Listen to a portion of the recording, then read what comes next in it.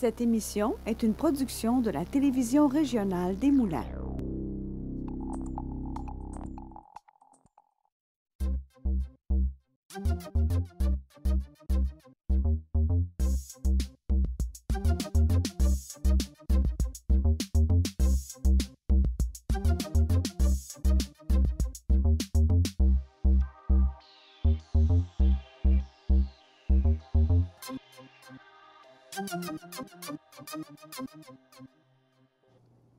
Bonjour et bienvenue à Ressources Action. Aujourd'hui, à l'émission, on parle de l'encéphalomyélite myalgique, qui est l'une des appellations utilisées pour désigner un grave problème de santé qui touche des dizaines de milliers de personnes au Québec.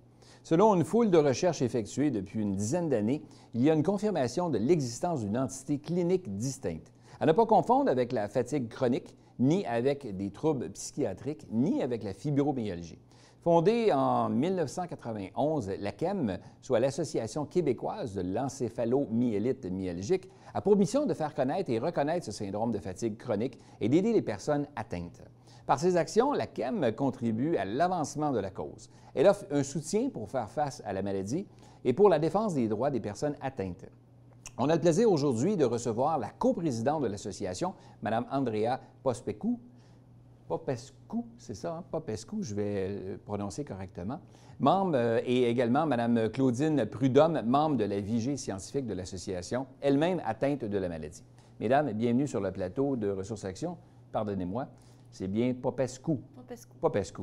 C'est d'origine roumaine. D'origine roumaine. Bienvenue à vous deux sur le plateau de Ressources Action. C'est un plaisir de vous recevoir parce que, en lisant le dossier cette semaine et en me documentant un peu sur la maladie en soi, je me disais, mais ça se ressemble étrangement, ou du moins à la fibromyalgie qu'on entend beaucoup plus. Beaucoup plus de gens en parlent de la fibromyalgie. On entend des gens qui en souffrent et tout ça.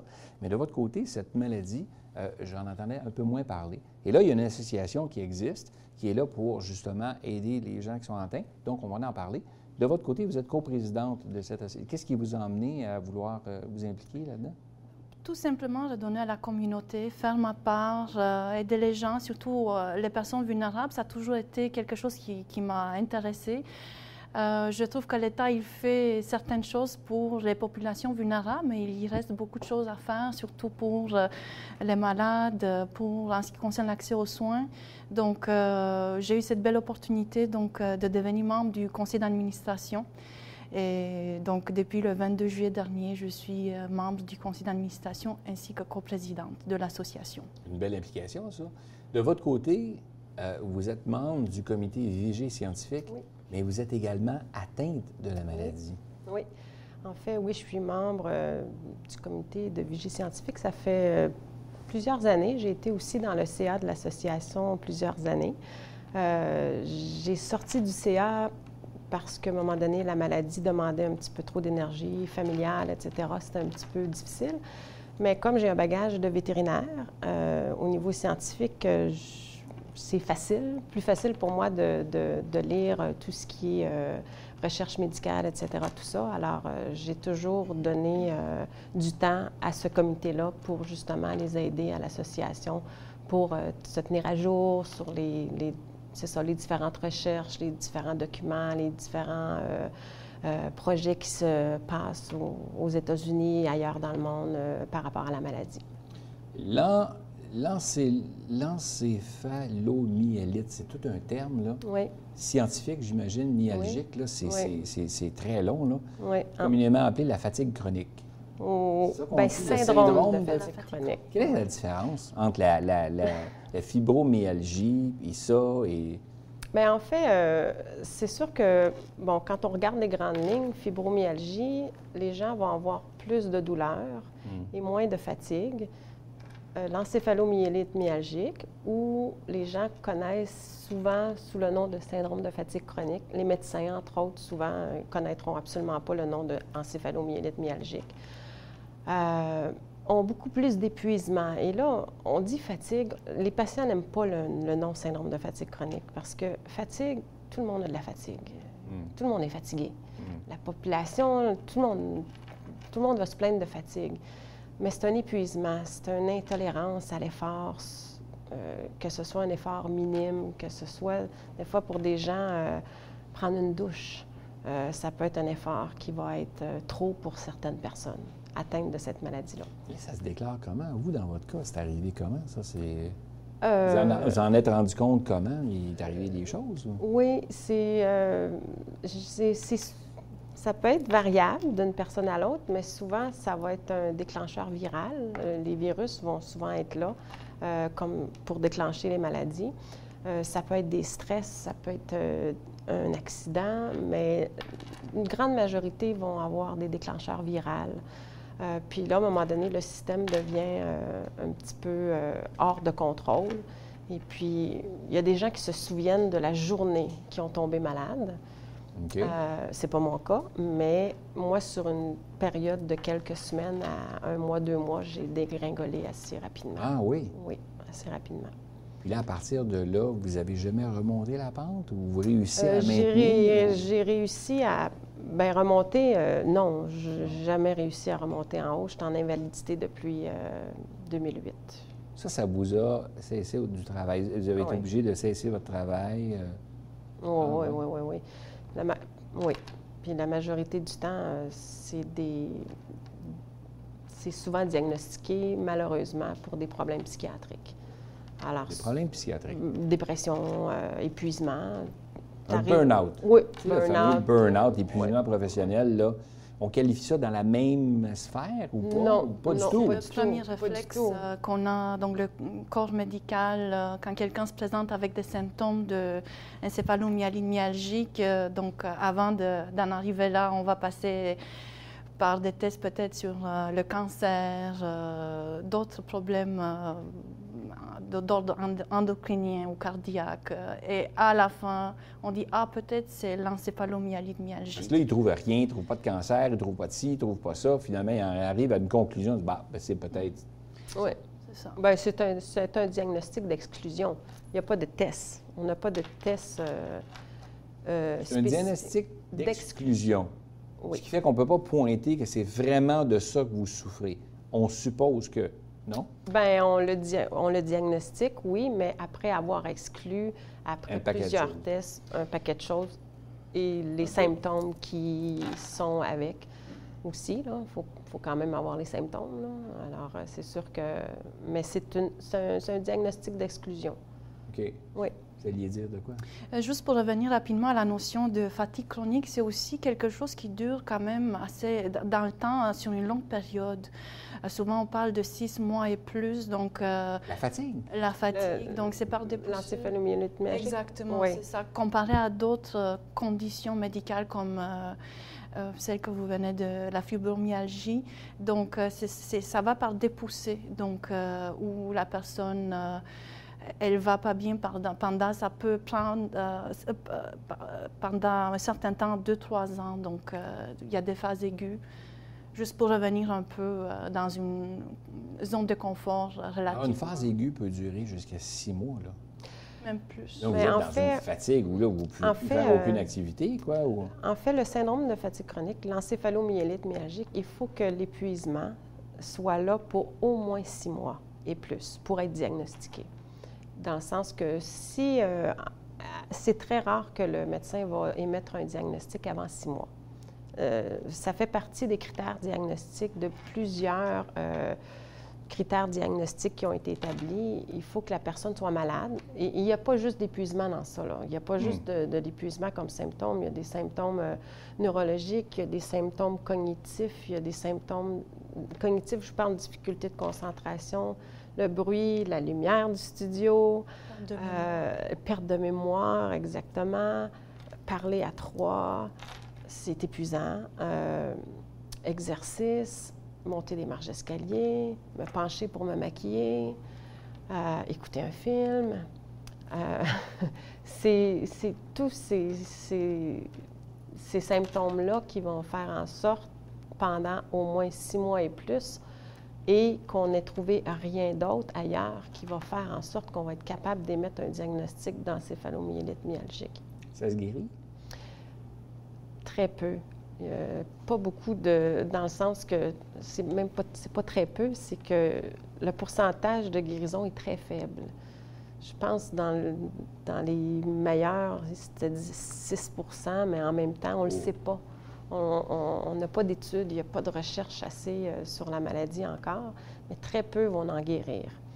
Il y en a qui vont s'améliorer, il y en a qui vont détériorer, il y en a qui vont rester, il y en a qui ont des phases de haut et de bas. Il y a 25 % des malades qui sont incapables de sortir de chez eux. C'est énorme. Wow. 25 % des malades qui sont à la maison, alités, avoir besoin de soutien. Il y en a qui sont alités, qui ont besoin de soutien pour se faire à manger, qui ont besoin énormément d'aide. C'est pas mon cas. C'est évident parce que là, à ce moment-là, tu deviens dépressif parce qu'inévitablement, tu ne peux pas faire les activités que tu es habitué de faire, tu te décourages. Il doit y avoir une perte de motivation énorme là, reliée à tout ça. Là. Ben oui. Ça engendre d'autres problématiques, là, le fait de manque d'exercice, les muscles qui sont affaissés, tu sais, bon, plein de choses là, qui s'affaissent. Là, puis... Oui. Il y a énormément de frustration par rapport à cela. Effectivement, les gens se sentent isolés, donc les patients qui en sont atteints. Donc ça, c'est une réalité sur laquelle il faut se pencher. Donc, l'association, la CAM, c'est ce qu'on essaie de faire, entre autres, briser l'isolement, créer des groupes de soutien donc, pour aider ces gens-là, donc pouvoir échanger, savoir un peu plus, comme Claudine l'a mentionné, au niveau de la recherche, ce qui se passe ailleurs, surtout aux États-Unis. Donc, effectivement, ce sont des gros défis, donc au niveau de l'établissement du diagnostic, comme on l'a dit, ensuite l'accès aux soins, avoir le suivi adéquat. Les médecins n'ont pas l'information nécessaire. Donc, tout cela, c'est des grands enjeux pour beaucoup de gens de la population québécoise, canadienne et à travers le monde, parce que la maladie, elle est présente un peu partout, donc elle ne discrimine pas. C'est vraiment partout, là. C'est pas isolé. Tu sais, des fois, tu as des maladies orphelines que tu retrouves dans des régions, là. Il y a eu il y a eu des périodes on appelle les termes ne me viennent pas, là, parce que... mais des pics avec des épisodes virals à certains endroits aux États-Unis où il y avait eu des épidémies de tels virus. Et puis, ils ont eu un petit peu plus de cas associés à l'encéphalomyélite myalgique. Mais on sait que cette maladie-là est souvent déclenchée par des virus. Alors, c'est souvent la cause qui part le tout, là. C'est ça? Un déclencheur. Donc, on a tous en dedans de nous un gène qui fait que ça pourrait être déclenché, là. Puis des fois, ça ne déclenche pas, là. Non, c'est ça. Non. C'est la piste que vous suivez actuellement, là. En fait, c'est qu'ils ne savent pas encore au niveau génétique, là. On ne peut pas se prononcer, là, sur... C'est vraiment viral, mais on ne sait pas si on a un Non, c'est gène. pas viral non plus. C'est que... c'est compliqué. Non, bien, c'est ça. Oui, exactement. Vous suivre, là, mais... Les chercheurs, les scientifiques qui se penchent sur l'encéphalomyélite myalgique croient et pensent présentement que certaines personnes vont être prédisposées à développer cette maladie-là. Mais au courant de la vie, dépendamment des stress avec lesquels virus qui vont avoir été en contact, avec quelles maladies qu'ils ont fait, les accidents qu'ils ont eus, tout ça, c'est environnemental qu'on appelle. Alors, dépendamment de l'environnement, c'est-à-dire de tous ces stress-là au courant de la vie, à un moment donné, il peut avoir un stress, ça peut être un virus. On dit souvent des virus parce que c'est assez fréquent des virus.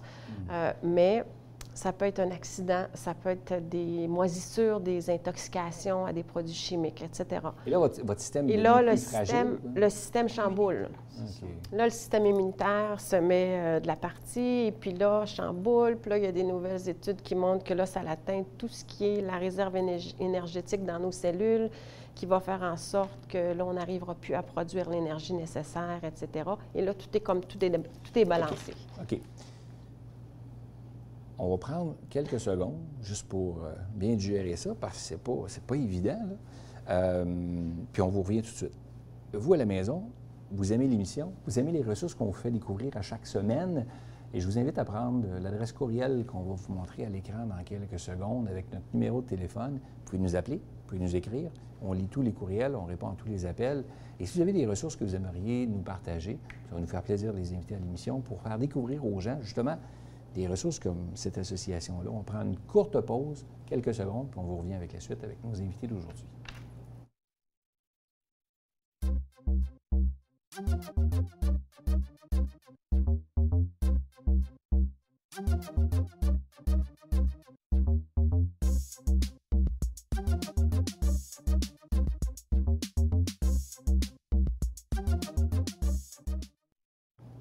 De retour à Ressources Action avec nos invités d'aujourd'hui de l'Association québécoise de l'encéphalomyélite myalgique, qui on reçoit aujourd'hui Claudine Prudhomme, qui est membre du comité Vigie scientifique et également atteinte de cette fâcheuse maladie. Également la coprésidente de l'association, Andrea Popescu. Je vais l'avoir, je vais finir par l'avoir. Merci encore une fois, mesdames, d'être là. On disait juste avant la pause que l'association était là pour aider les membres, mais on n'a pas vraiment défini exactement tout. On a parlé beaucoup de la maladie, on a parlé que c'était une maladie qui était difficile à diagnostiquer. On a parlé des différences aussi avec la fibromyalgie, on a parlé de la fatigue chronique, on a parlé surtout du syndrome de la fatigue chronique, puis on a parlé aussi que ça demeurait longtemps. Hein? C'était sur une longue période. Même qu'il y a des gens qui sont complètement allaités, qui sont obligés d'arrêter leurs activités complètement parce que la maladie prend le dessus, possède un peu leur corps, qui fait qu'ils sont en manque de force physique en soi, là, tu sais. Alors, c'est vraiment compliqué, là. Qu'est-ce qu'on fait? Les gens qui nous écoutent à la maison, qui connaissent quelqu'un ou qui eux-mêmes vivent la situation, peuvent communiquer avec l'association directement? Tout à fait. Donc, nous avons un site web, donc c'est aqem.org, aqem.org. Donc, les gens peuvent aller sur notre site web. Nous allons avoir nos contacts et toute l'information pertinente. On peut aussi devenir membre de l'association. Donc, à ce moment-là, nous avons accès à plusieurs ressources, plusieurs informations utiles. Et nous offrons également donc, des groupes de soutien, donc les gens en région, puisque nous sommes la seule association québécoise qui représente les droits des malades atteints de l'encéphalomyélite myalgique. Donc, on essaie de faire connaître et reconnaître la maladie à travers le Québec, le Canada et pourquoi pas le monde entier. Donc, nous avons quelques projets ambitieux en ce moment, entre autres avec le CHUM Sainte-Justine. Il y a un scientifique, un monsieur extraordinaire, Dr Alain Moreau, qui travaille présentement sur un projet très ambitieux. En tout cas, et ça s'en vient. Ça s'en vient, oui. Mais là, le Dr Moreau, lui, est affilié quoi, à l'hôpital Sainte-Justine? Exactement. Moi, quand j'entends Sainte-Justine, inévitablement, je pense aux enfants. Mm-hmm. Et là, si l'hôpital Sainte-Justine, vous mentionnez, est-ce que vous me dites qu'il y a des enfants qui sont atteints de cette fatigue chronique? Ça n'arrive pas seulement qu'au monde adulte, mais ça peut arriver aussi à l'enfance. Oui. Mais c'est désastreux, là, parce que là, l'enfant qui est en pleine croissance puis qui est en plein développement, arrive cette fatigue chronique-là par un virus quelconque ou peu importe, parce qu'on ne sait pas vraiment de où ça arrive, puis on a la difficulté à mettre le point sur cette maladie-là, dire que c'est vraiment ça. Vous disiez tantôt que ça peut prendre 6 mois avant qu'on puisse être en mesure de mettre un diagnostic sur... Oui, ils peuvent pas... Il arrive quoi avec ces enfants-là? Ils peuvent... dites-moi qu'ils peuvent en guérir, là, je veux dire, ça n'a pas... Souvent, malheureusement, il y a plusieurs enfants qui sont obligés d'arrêter l'école. C'est sûr que ce n'est pas un grand pourcentage de gens, mais oui, il y a des enfants à 5, 6, 7 ans, 12 ans, 14 ans qui se sont vus donner le diagnostic de syndrome de fatigue chronique ou d'encéphalomyélite myalgique. Et j'ai été en contact par écrit par une dame, justement, qui elle-même est atteinte et que son fils, présentement, vient d'avoir le diagnostic. La mère et le fils sont atteints. Oui. Il y a des... Mais on ne peut pas prouver si c'est génétique. On ne sait pas encore si non. c'est héréditaire ou... Non, pas encore. OK. Il y a des tendances. Là. On sait qu'il y a des lignées... parce que c'est trop récent ou parce que c'est trop récent? Il n'y a pas assez d'études de fait encore. OK. possible. Les gouvernements ne considèrent pas que c'est, à l'heure actuelle, que c'est assez important, quoique il y a eu quand même de l'avancement à ce niveau-là. On se rend compte que finalement, ce serait une bonne chose d'investiguer davantage parce que, de un, ça fait perdre énormément d'argent. Donc, les gens qui vont aller consulter souvent parce qu'on ne sait pas de quoi on souffre, n'est-ce pas? Les gens qui arrêtent de travailler, donc qui doivent avoir accès à d'autres sources de revenus, ainsi de suite. Donc, ça coûte très cher au gouvernement, aux États. Donc, il y a une espèce de prise de conscience un peu au niveau étatique, au niveau médical. Aussi, je pense qu'il y a un petit peu plus de communication entre les patients, les gens qui sauvent leur famille. Donc, on essaie de créer des réseaux, des échanges à travers l'association, à travers des symposiums. Donc, celui dont je vous ai parlé qui s'en vient au mois de mai 2018. Voilà. On en a parlé avant l'émission, mais parlons-en, les gens qui nous écoutent, vous avez au mois de novembre un événement qui s'en vient pour vous aider à amasser des fonds parce que, inévitablement, vous ne baignez pas sur l'or avec votre association. Là. Comme toute association, j'imagine que vous avez besoin de sous pour poursuivre et tout. Qu'est-ce qu'on peut faire pour aider? Vous pouvez aider de plusieurs façons. Donc, nous avons une subvention de base, de la part du gouvernement québécois, mais un bon pourcentage vient donc des dons des fondations, donc les membres qui participent aussi à cela. Et on peut participer en tant que bénévole, donc si financièrement on n'a pas les moyens, on peut faire plusieurs choses. Donc, toutes ces informations, on peut les trouver donc sur le site de l'AQEM. Et, si on appelle, il y a quelqu'un qui nous répond? Ou avez-vous du personnel? Avez-vous une permanence? Avez-vous des gens qui sont en place? C'est ça. Nous avons donc le financement, il est assez modeste, mais je trouve que l'association, la permanence, le conseil d'administration, jusqu'à présent, ont réussi à faire un travail extraordinaire en termes d'organisation, en termes d'avancement, en termes de choses qui ont été accomplies avec très, très peu de ressources. Beaucoup d'implication, de bénévolat donc, qui a été offert à l'association, qui a fait en sorte qu'aujourd'hui, nous avons réussi à avoir une permanence, donc un poste à temps plein, et donc un poste de coordination et bien entendu à l'ECA, donc qui est là à titre de bénévole pour échanger avec la coordination. Sinon, on a donc des membres fabuleux comme Madame Prudhomme qui nous aide au plus au niveau scientifique, démystifier le tout, vulgariser aussi. Aussi, un grand défi, c'est que la plupart de l'information se trouve en anglais, l'information médicale sur l'encéphalomyélie myalgique, donc essayer de rendre accessible donc, à la population québécoise ces informations-là. Avec pas énormément de ressources. Mais je lisais que vous avez un bottin réseau contact. C'est génial, ça, parce que ce bottin-là, ça disait que ça permet aux gens qui en souffrent de cette maladie-là de rentrer en contact avec d'autres membres qui vivent la même chose qu'eux. Donc, on sort de l'isolement. On arrête de penser qu'on est tout seul à vivre ça. Oui. Il y en a d'autres, c'est ça?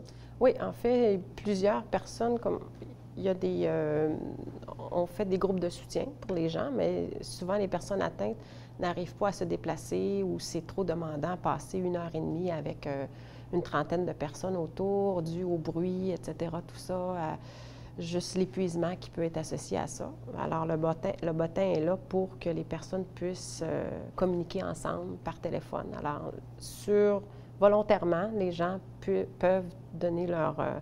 quand ils deviennent membres, ils peuvent décider si oui ou non ils se mettent dans le bottin. Oui, exactement. Pour recevoir des appels de gens qui... Oui.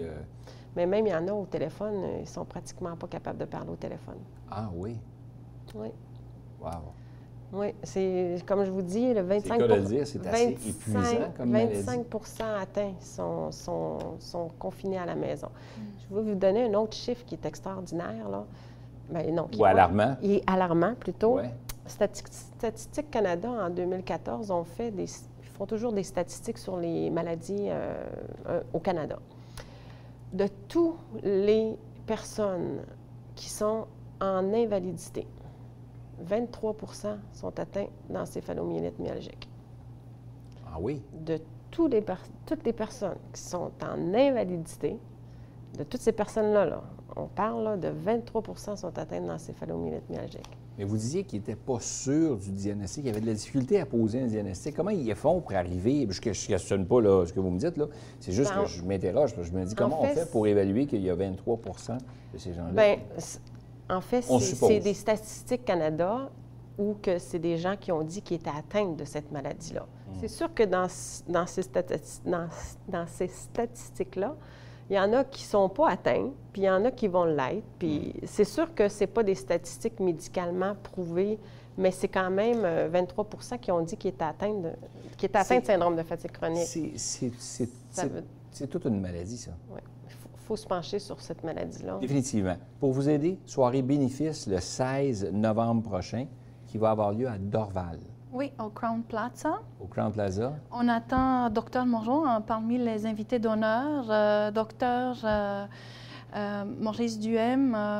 Il y aura la députée fédérale Andrew Dillon aussi qui sera présente. Donc, on essaie de soutenir donc, le symposium qui s'en vient au mois de mai 2018.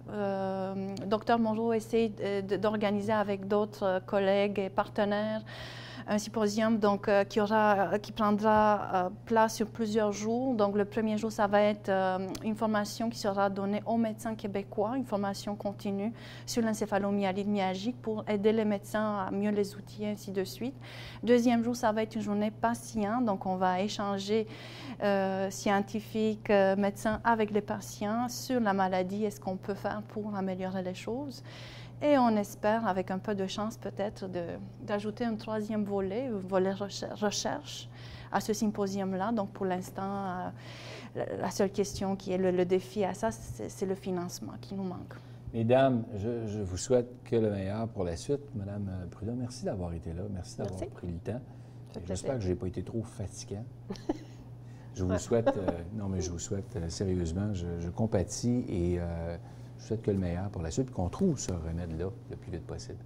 Merci à vous tous d'avoir syntonisé Ressources Action une fois de plus. Merci à toute l'équipe à l'arrière qui nous fait toujours bien pareil. Dites-vous que sans eux, nous, on ne serait pas devant vous. Passez une belle semaine tout le monde, puis on se reparle la semaine prochaine. Bye bye tout le monde.